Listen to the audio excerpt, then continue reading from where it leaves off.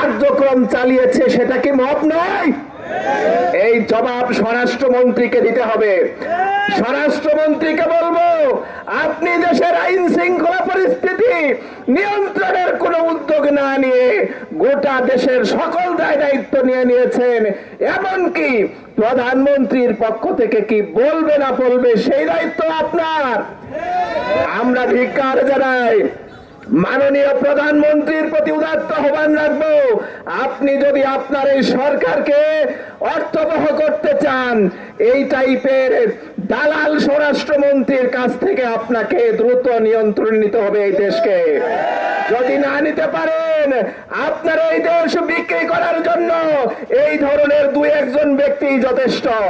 এজন্য সতর্ক করে দিচ্ছি এবং হুঁশিয়ার করে দিচ্ছি, 11 দলের নেতৃবৃন্দ সারা বাংলাদেশে যে গণজোয়ার সৃষ্টি করেছিল 12 ফেব্রুয়ারির নির্বাচনে, সেই গণজোয়ার কি আপনারা মনে করেছেন থেমে গেছে?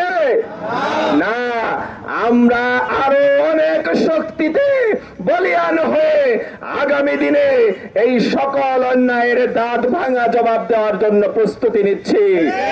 আমরা বিশেষ করে বলবো, আপনারা সংসদে বলেন হ্যান কমিটি ত্যান কমিটি, কমিটি করে বলেন তেলের সমস্যা সমাধান, কই পাম্পে তো লাইন শেষ হয় না।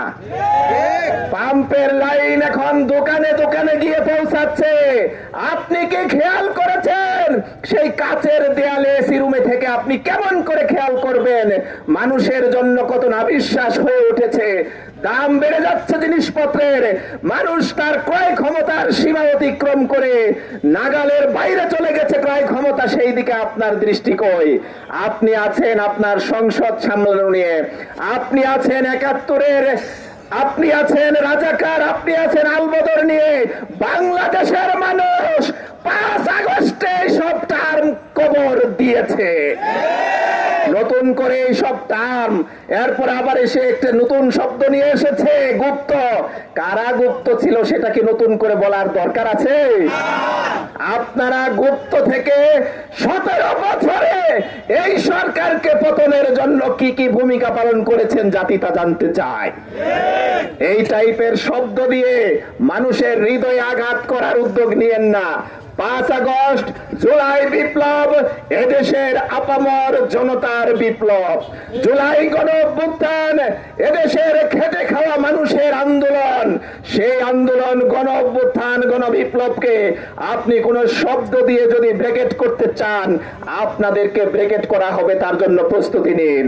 সুতরাং আগামী দিনে সকল যৌক্তিক আন্দোলনে, সর্বোপরি সকল আন্দোলনে বাংলাদেশের মানুষকে ন্যায় এবং ইনসাফের সাথ দেওয়ার জন্য 11 দল যে উদ্যোগ নিয়েছে, সেই উদ্যোগে আপনারা সবাই সাথে থাকবেন, এই উদাত্ত আহ্বান জানিয়ে আমার কথা শেষ